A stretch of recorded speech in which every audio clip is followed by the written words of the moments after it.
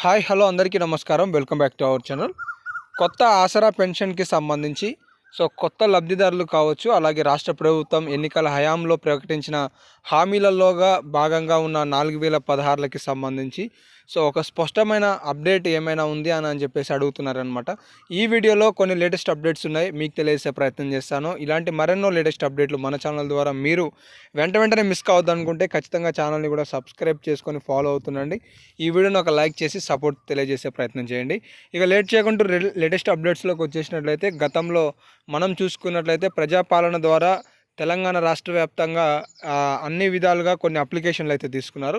ఈ అప్లికేషన్లు అన్నీ వడపోస్తే దాదాపుగా లబ్ధిదారుల సంఖ్య అనేది ఇంకొక 10 లక్షల వరకు పెరిగినట్లుగా కూడా అధికారులు గుర్తించారనమాట. అయితే వీరికి సంబంధించి మరొక 1000 కోట్ల రూపాయలను అదనంగా రాష్ట్ర ప్రభుత్వం వెచ్చేయనుంది. అయితే ఇక్కడ తాజాగా అధికారులు గుర్తించింది ఏంటి అంటే, 30 సంవత్సరాలు ఉన్న వారికి కూడా కొంతమంది వృద్ధాప్య పింఛను పొందుతున్నారనేది రాష్ట్ర ప్రభుత్వం గుర్తించినట్లుగా తెలుస్తుంది. కేవలం అర్హులకి మాత్రమే ఇవ్వాలి అనే ఆలోచనతో ప్రభుత్వం ఉన్నట్లుగా తెలుస్తుంది. ఈ యొక్క సమగ్ర సర్వే చేపట్టిన అనంతరం కొత్త లబ్ధిదారులకు పెన్షన్ వచ్చే అవకాశాలు ఉన్నట్లుగా కూడా అప్డేట్స్ అయితే తెలుస్తున్నాయన్నమాట. ఇక 4016ల విషయానికి వచ్చేసినట్లయితే, పక్కనే ఉన్న ఆంధ్రప్రదేశ్లో 4000 రూపాయలు వచ్చేసి వృద్ధాప్యులకు ఇస్తున్నారు. దివ్యాంగులకి 6000 రూపాయలు ఇస్తూ రాష్ట్ర ప్రభుత్వం తాజాగా ఒక కీలక నిర్ణయం తీసుకోబోయింది.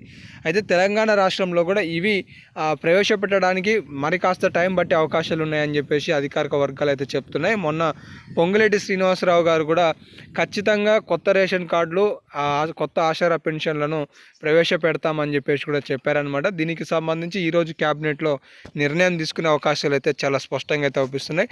తాజాగా పెన్షన్లకి సంబంధించిన లేటెస్ట్ అప్డేట్ అయితే ఇదైతే ఉంది. ఇంకా ఏమైనా అప్డేట్స్ వస్తే మీకు వెంటనే తెలియజేస్తుంటాను.